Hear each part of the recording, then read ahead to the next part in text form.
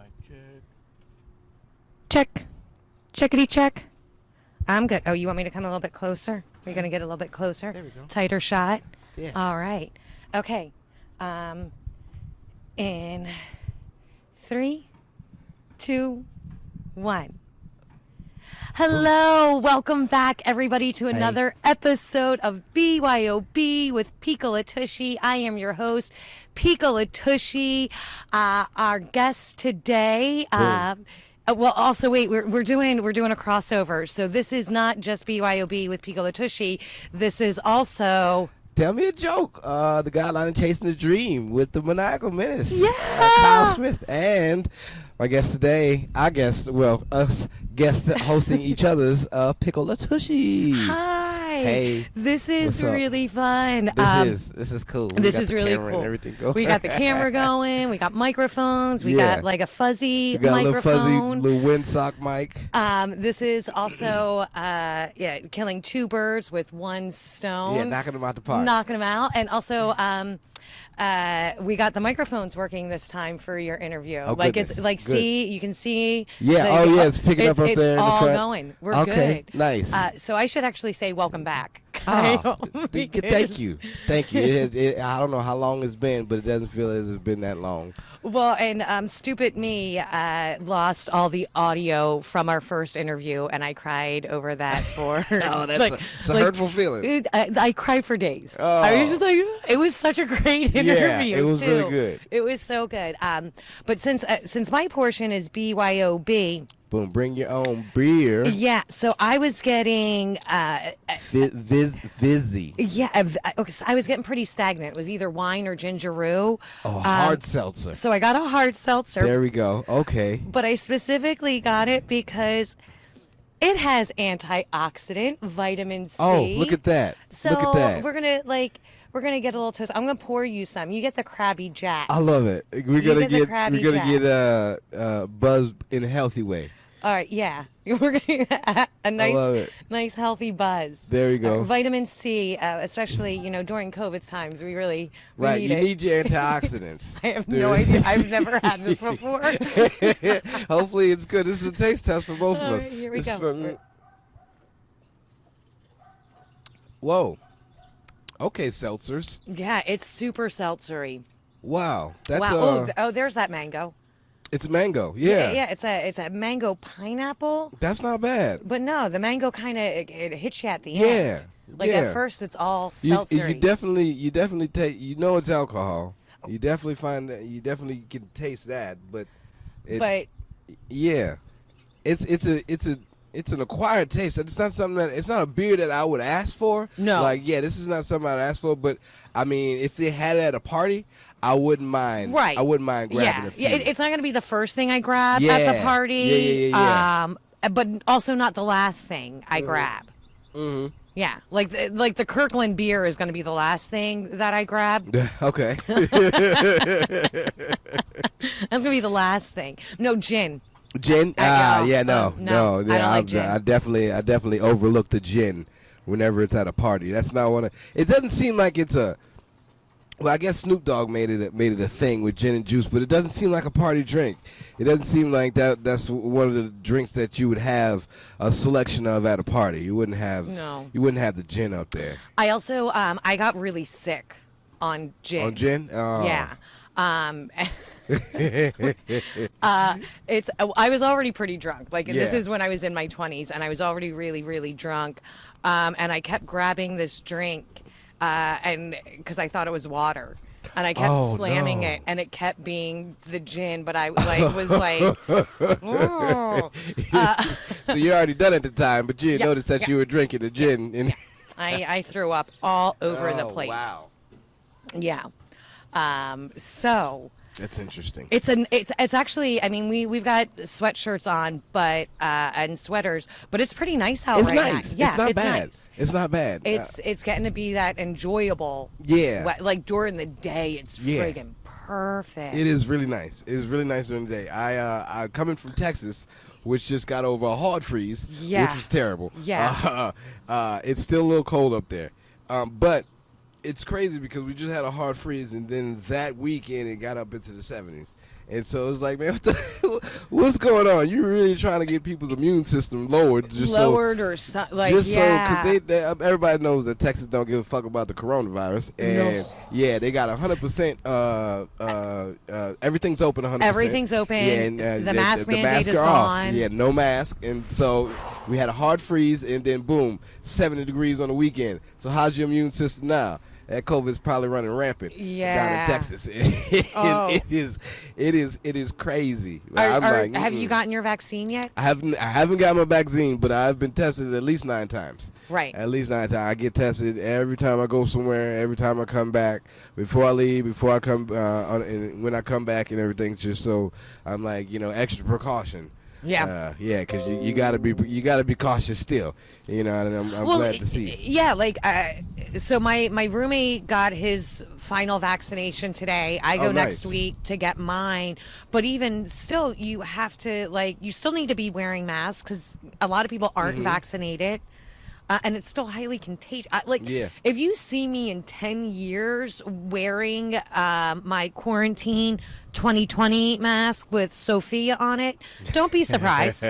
Don't be surprised. Don't be surprised. I don't care. People are going. It's the thing now. It is the in thing now. There's fashion fads for masks, and it's just this is what the world has come to. This is what the world is now. Everybody does it. Everybody in the entire world does this, and it's like, well, this is the new norm. Yeah. This is what happens when shit fucks up and people ain't prepared.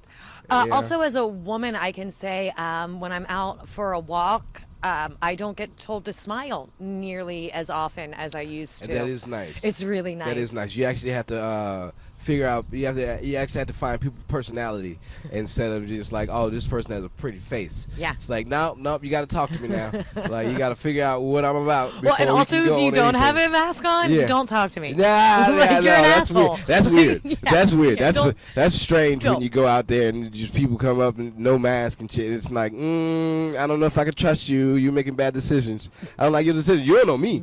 You don't know me at all. And I definitely don't know you. But I'm gonna protect myself because it's strange. It's like it's like a venereal. It's like a STD. Without the sex. It's like don't get close to me. I don't know you. Yeah. I'm not really sure what you got. But if you come close without that mask, I'm pretty sure I might catch it. I don't want to. And I don't want to. I don't want to. I was talking to a gentleman that I met on Bumble. And where the women make the first move. Yeah, the women do make the first move. I don't know how I feel about online dating. I mean, whatever. I'm kind of bored. Yeah. Boredom strikes. Those online datings are pretty interesting. Yeah, and so he kept trying to schedule us time to meet out. I'm like, no, I told you until me and my roommate are fully vaccinated. Yeah. I have not sat my ass home for a year to risk it on some dude who's fucking horny. And I'm totally getting that's the vibe. Basically, everybody right now has just got pent up horniness in them, and they are just rating. It's like, oh, vaccinations, meaning that we can go meet people without masks on and shit. Yeah, I guess, and that's how you feel. But people are just ready to just be animals again. Just get out there and fucking mingle. I am not. No. I love being home. It is nice. It is nice. Love it. I can't lie. Me and my brother, we just got a house. And, yeah. To say that, I have my own little sanctuary to go to and I ain't got to worry about nothing or nobody else. I can just close myself off in my room. And it's like my little apartment. I picked it that way because me going from L.A. to staying with my parents and them, it's always been like I have my little apartment. This is just, I got a room. And so at the house, I have the master bedroom. And so, I don't have to leave my room at all. If I don't need to, inside my house, regardless having to leave my house, I don't have to leave my room at all. And it feels amazing. Oh, God. It's so great. I mean, my dog is happy. The not having to leave, I don't have the anxiety that Yeah. Like, I didn't realize I had. Yeah. I mean, I always knew, like, yeah, I've got anxiety, but I didn't realize that it was, like, just going to work. I was I gotta working go out through, in the like, city. yeah. And it's Yeah. not, and I loved my job. Mm-hmm. Like, I loved my job. Being a tour guide was great. So it wasn't that, because, like, once I started doing the tours, I was just like in my zone doing it. But it was like oh God, I have to walk to work. And, you know, like one time, like some dude, like just called me over to his car on Rampart. Oh, wow. Right. And I'm like, I'm in tour guide mode. So I'm like, somebody needs directions. Right. That's a way of thinking about it. Okay. That's what's going on in my head. So I'm like, yeah, can I help you? And he's like, me, like totally beaten off. And was like, and I was just like, oh my God, fuck you. And like, that's aggressive. And he like screeched off, and like my trauma kicks in. Yeah. And I just like yell his license plate out. Oh, okay. Yeah. Yeah. Just like, it was like BSQ. I forget. I probably. Trauma will make you memorize a license plate number. Well, yeah. Like if had I never gone through any sort of trauma, especially with men, I wouldn't have known to do that. Yeah. Right? But because, you know, being that a woman. That is a thing. You know, and having trauma, I was like, I know, I need to memorize. And I did. I was like, I know exactly what your eyes look like. I know the color of your skin. Like, I scanned everything. Yeah, Deduction it was. Immediately. Yeah, and immediately on the phone with 911. And I am not a person that calls the cops. Yeah. But apparently they ended up catching the guy. Oh, good shit. Yeah.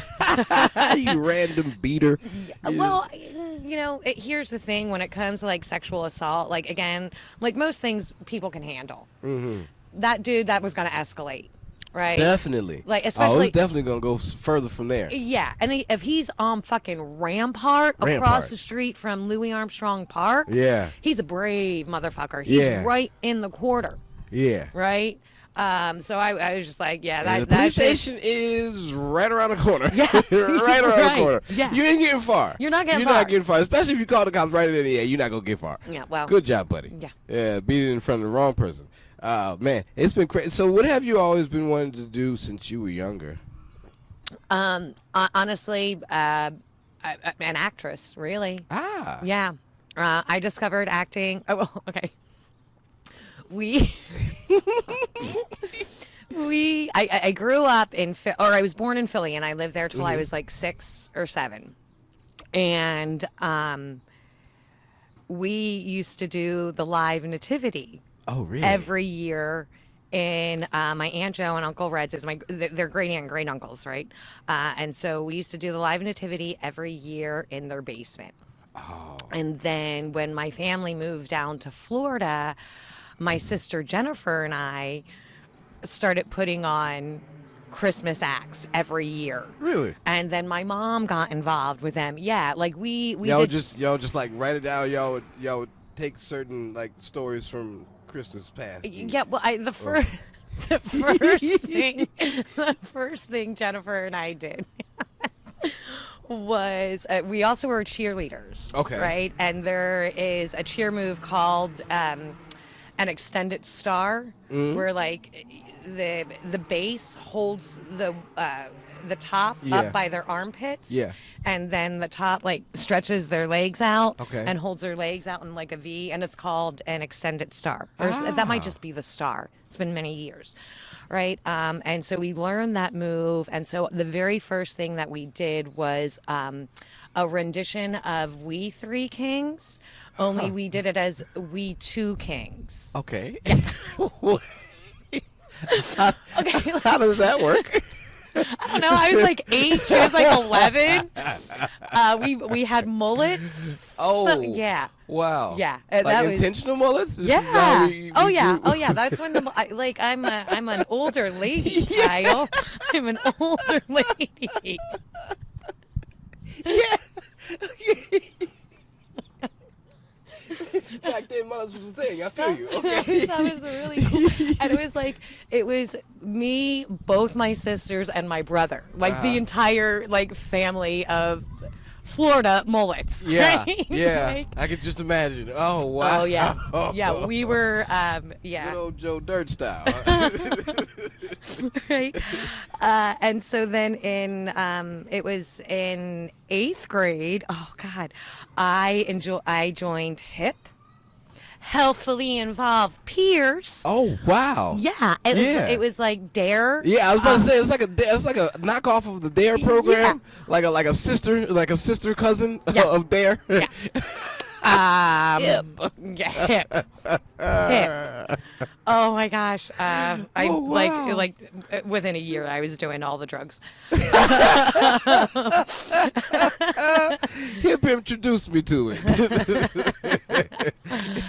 But we joined a play contest with like a bunch of other schools, and so I wrote a play. And we entered it, and I acted in it, and I love that feeling. And we took 4th place Oh. out of 5. Oh. Oh, okay. Yeah. Not many there. Yeah, it's because we didn't kill our main character off. Oh, everybody killed their Yeah, main everybody character? everybody that came in 1st, 2nd, and 3rd place killed their main characters off. Yeah. Wow. Like, but I was like, but isn't like part of our isn't it hip like we're like, yeah, it's like don't do it, but also if you do, we're gonna help you. Yeah. And everybody in there, we gonna kill our main character. Jesus. That makes you really. What grade are y'all into? Are they just, I was in 8th grade. this is 8th graders just Yeah. killing the main character? Everybody, yep, yeah. It's a bit morbid for 8th grade. Oh wow, fun times as an 8th grader. Yeah. That's wild. So this kind of manifested. It just molded to what you're basically into today. Yeah, I guess.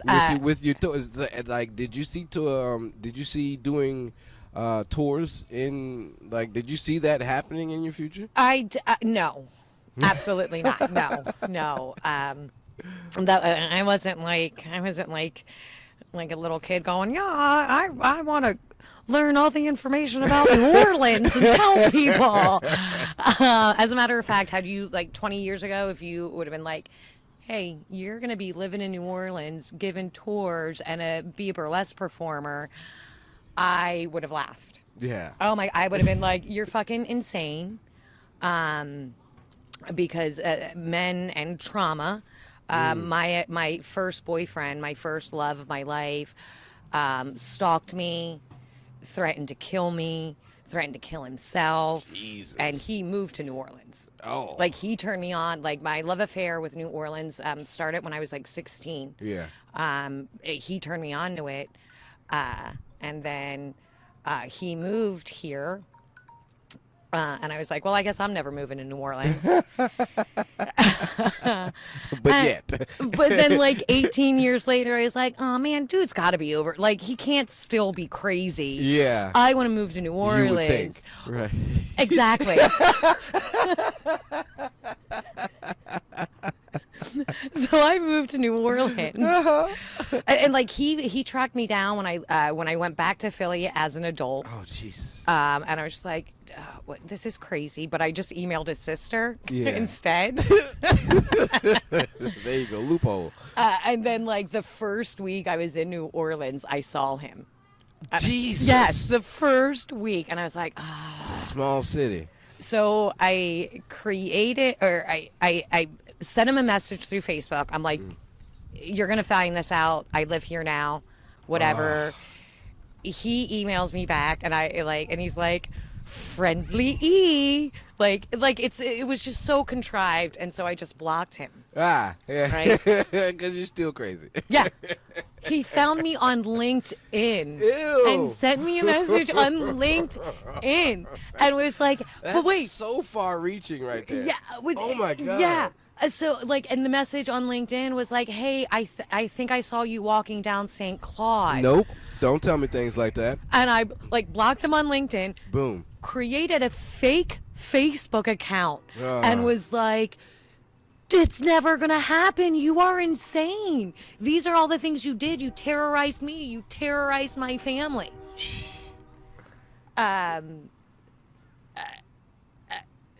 there's been a couple of times where other things have happened since then, but I also got therapy, so like Therapy's always nice. yeah, so like it's just very like I haven't seen him and I hope to never see him again. But I feel like I can handle myself around him. Yeah. It was like, when did you start? When did burlesque come into play? In 2001. Ah. Yeah, in 2001. It's it was the day after Thanksgiving, and I remember it vividly. So in 2000, the day, did I say 2001? No, Yeah. I mean 2011. Oh, Because it's my okay. 10 year. Okay, so Okay. the day after Thanksgiving in 2000, I had been directing and stage managing a storytelling event in Chicago. Yeah. And my best friend Jenny Vance was like, "Hey, we're gonna come to your show tonight. After the show, there's a burlesque show. Let's stay and watch it." And I was like, "Great, awesome! This is gonna be what a great night." And I went home from work, and I realized my apartment had been broken into. Oh shit. But there was nothing I could do. Like Yeah. I just like they ripped the door off the hinges. Oh no. And so I look around, don't think anything's missing. I gently place my door back up because I have to go to run the show. Yeah. Like I was running tech. I was the stage manager and the director. There was nobody else. So I was like, all right, I guess I'm gonna do this. And just, my neighbor helped me prop my door up. Oh man. I go and I run my show. After the show, I grab myself a drink, meet my friends in the audience because it was at the same venue. Yeah. And my best friend's like, "Hey, how are you?" And I'm like, "Fine." And I don't say anything. And the lights go down, and it was the Super Mario burlesque called Boobs and Goombas. And it was written. It's an awesome name. Yeah, so good. So everything about the show written by my burlesque mama, Miss Pixie Belmont in Chicago, and it was the funniest, sexiest, most amazing thing I've ever seen. Yeah. Right? So the premise is Mario and Luigi had been chasing the princess for so long that everything they saw started to look like a beautiful woman, including each other. Right? So they're getting the hots for each other. Yeah. They're getting the hots for Toad, for Turtle, for Super Koopa, everyone. Yeah. Right? And it was just so funny that I was just like, I want to do that. Yeah. And then a few months later, I got the audition, nailed the audition, got cast as Mario and as Toad. And that's two. Yeah, so Two roles right there. Toad I only did a handful of times. Diva La Vida, she there's nobody better than Diva La Vida. She birthed Toad, and so to be on the same caliber as her was amazing. Yeah. And it was just such a great experience. Later that year is when I decided to move to New Orleans, and I brought the show down with me. Ooh. Yeah. That's nice. Yeah. That's Yeah. what's up. It's and sort of introduce and before I made the decision to bring the show down, I did a lot of research. Yeah. I was just like, I got to make sure there is nothing like this happening in New Orleans, because New Orleans is a very amazing city. Yeah. But if you come in and you start stepping on people's toes, Right. you're gonna get kicked the fuck People out don't- real people quick. don't care for that. People Yeah. don't care for that at all. And so I did a lot of research. There were no burlesque parody plays going on. And I brought it down, and I kind of Wow. That's a thing nowadays. I don't know how long it's been going on, but ever since I've gotten into the burlesque community, I've noticed that it's parodies. The parodies are just outrageous. I Yeah. love it. I Yeah. like just, and it's a big nerd culture Yeah. as well. It's super And nerdy. That there, it just things that were like shunned upon when you were younger are now like the in thing. And it's like, well, I've been doing this. Yeah. Like, what the and now, but it has a sexy element to it. Yeah. Especially when you do it that, and it's like, well, you can't knock it. You know, you can't knock it, and it's so enjoyable to watch. Just the creativity of it. It's amazing, and obviously, I mean, I've been listening to a lot of your podcasts. Obviously, CC Dynamite is my best friend, and like, shout out to CC. Yeah, we love you, CC. This is so much less an interview. I feel like there's just gonna be the sides of our. Sorry, you guys. This is what we look like. It's like I feel like they're just catching a little bit of like two friends hanging out, which is awesome. I'm so excited. But Cece, like, she joined Boobs and Goombas, which is how we met. She joined, because the show got extended for 8 months, and we performed at 3 different venues. And I'm pretty sure she was like joined in that last round. It's been so long ago, maybe before that, but her and I's personalities just clicked right off the bat. And like the entire cast, we all just clicked, and I knew that that we were going to create really special things together. And like the next big thing that we did, I like went to them and I was like, hey, what if we did a show where it's all of us in lingerie reciting and acting out Bukowski poems? And they were like, what an idea. They were like, hell yes. And we've done a version of that show for probably 7 years now, and it's called Booze, Broads, and Bukowski. Oh wow! I love alliteration. Yeah, I do. I love it. And so it's been. I mean, the Blue Stockings. Obviously, we don't do any. We haven't done anything. Mm-hmm. Partly it's because in 2019 I decided to retire, and we can see that's going very well for me. Yeah, retirement. But also, you know, a lot of the core cast members moved away. So May Hemmer moved to North Carolina. Persephone is in New York. Oh, okay. Nymphadora is in Finland. Oh, wow. Yeah. And it was really like, and now Lana Turnover, she is in New Mexico. So a lot of people have moved away. Really moved. Wow. Like really moved away. But we still, you know, they've been, a lot of them have been parts of the For the Love of shows, you know. We are talking about doing a Booze, Broads, and Bukowski movie. Yeah. Yeah. Wow. Yeah. Big things. That's, yeah. But, you know, like so many other things, COVID put stuff on hold. Yeah. Now, you've taken control of this interview. A little bit. I know. I know. I'm like, I see. But no. Because like Snoopy does all of the editing or all the closed captions. Yeah. So sorry, Snoopy. This is gonna be a long one. But I've been listening. So you're telling me a joke. Mm-hmm. Okay, that's your podcast. It's the first podcast I've ever listened to. That's awesome. It's so good. It is so good. I love it so much. And like, again, Cece's my best friend, so that's my favorite episode. Yeah. Second favorite is Tony Frederick. Yeah.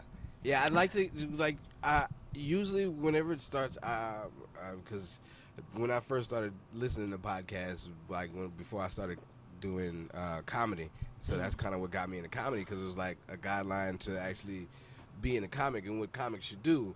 and I listen to a lot of Joe Rogan, and so like I just took that aspect of it, and basically having a conversation with somebody, depending on the certain things you ask, it can bring up certain memories that people like they haven't thought about in a long Yeah. time, or it could also bring out the aspect to show people how their life was before, things that people didn't know. And like just sitting down there, like I bring this up because I sat down when I talked to my sister. That was okay. So that is that was the link you sent me. So that was the very Yeah. first one I listened to. Yeah. And I was hooked. Yeah. Like, first of all, discovering that you have siblings. Yeah. Yeah. I got 3 of them. Yeah.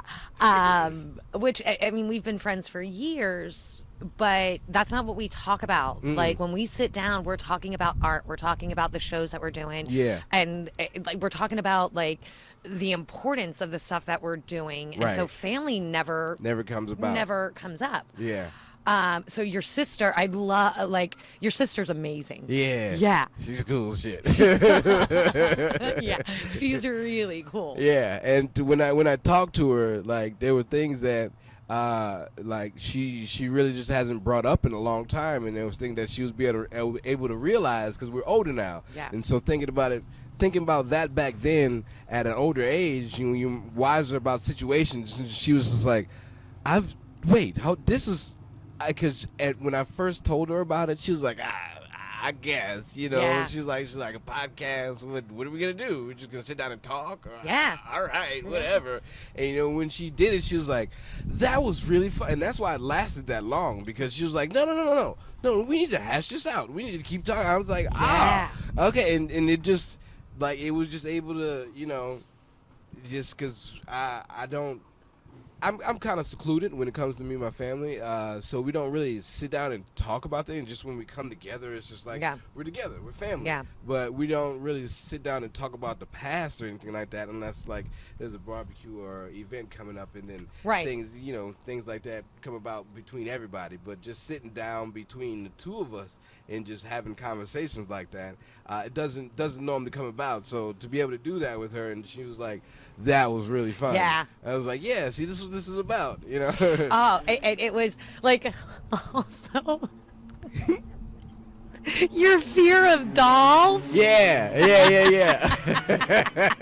Pediophobia. Very afraid of them. Most people don't know that, until you actually sit down about things. This is where this comes from. Like I've always had a heightened fear of dolls. Till this day, still. Like till this day, the things that I kind of regret, like being or being a part of my personality is one, being ticklish. I'm still ticklish at the age of 36. I don't know why I don't go away. And also dolls. Like dolls still freak me out. I'm ticklish as well.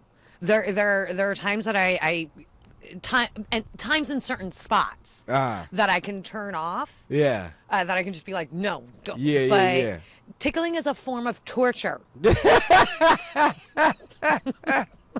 I don't like it. I don't like it. It's like, I'm laughing, but I don't like it. I don't want to laugh. laugh. Like, why is this the thing? Why can I not, like, all adults don't get it. It's just so strange to me. Yeah. It's like, man. But yeah, so you find out certain things when you actually get to have the time to sit down and just talk things through. And that's like, so that's one of the reasons I started doing like I've been wanting to do some sort of interview show for New Orleans talent, because there's just so much talent here. Yeah. There's just so much. And, and we talked before, I was watching a lot of My Next Guest Needs No Introduction with David Letterman. I was watching a lot of comedians in cars getting coffee and just all those sorts of interview shows. And I was just like, man, I really want to do something like this for New Orleans, because there's always going to be somebody who wants to interview Barack Obama, right? And there's always going to be someone who wants to interview Kim Kardashian or Dave Chappelle.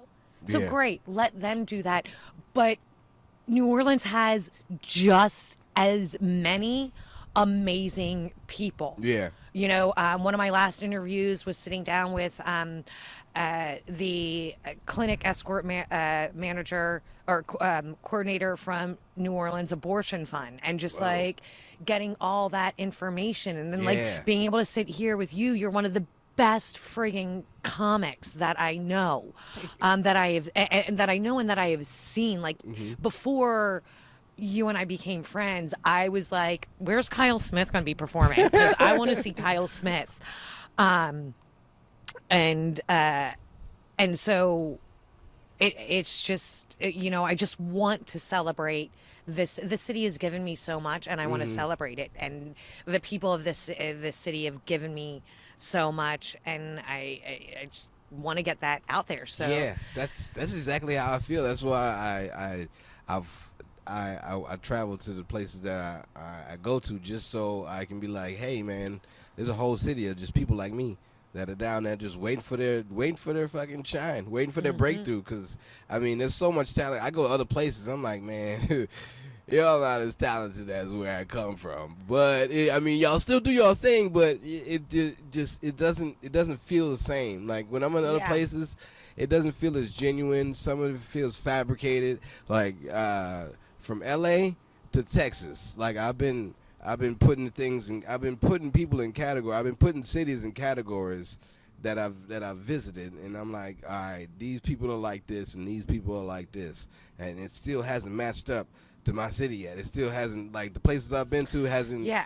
It hasn't made me comfortable. And I am so grateful for getting my start in burlesque in Chicago. I love every one of the performers that I worked with. I don't think I would have been able to produce the shows that I've produced in New Orleans in Chicago.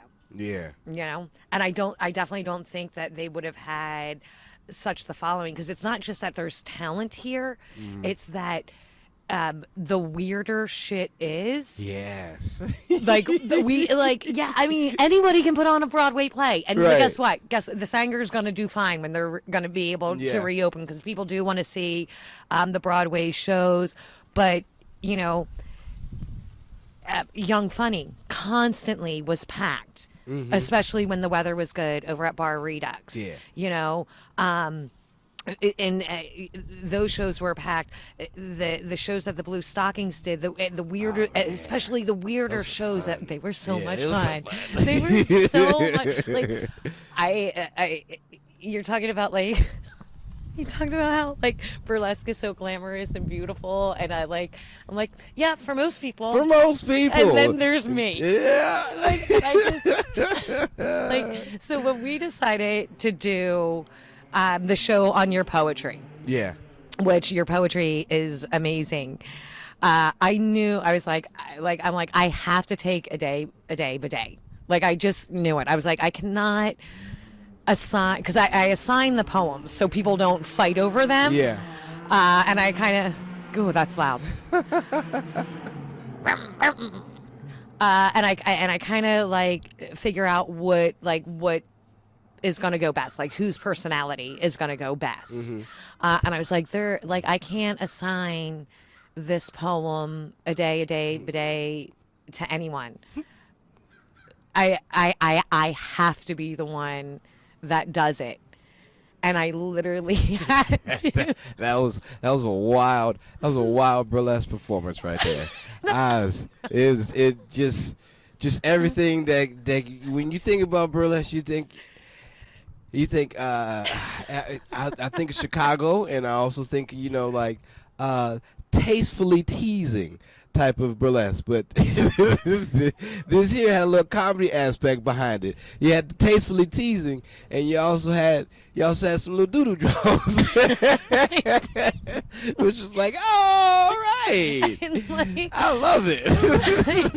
But meanwhile, like other burlesque performers are like searching how to bedazzle things. I'm like on the internet, like, how do I create shit stains?